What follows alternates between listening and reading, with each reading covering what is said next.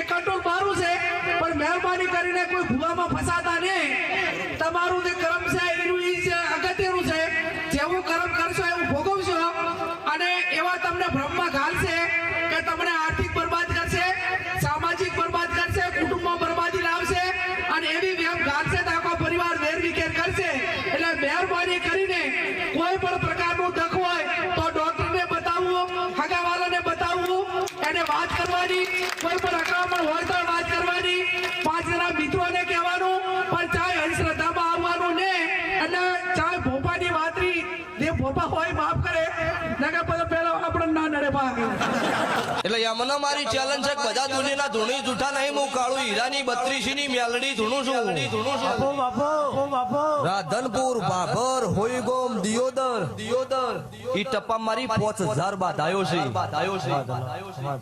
તમારા ડોક્ટર અને તમારા જેટલા નેતાઓ હોય એટલા બધા લાવો ને દુઃખ બંધ કરો 5 મિનિટ માટે. તો મને ખબર પડે કે હું દુનિયામાં દેરું જૂઠું છું. અને આજે સભા વાળો ત્યારવાડા તેર અડકાયા છે. ની દાડો કોઈ ડોક્ટર કે કોઈ દુનિયાના કેવા વાળો કોઈ પૂછવા વાળો નતું. ઈ દાડો ઠાકોરના તેર સભા વાળો અડકાયા થયેલો ફરતા. ઈ દાડો હું છોડાવનારી મેલડી છું. એટલો બીજી વખત બોલવું તો વિચાર કરીને બોલો. ખુલ્લી માર્કેટે નોમ લઈને બોલીશ.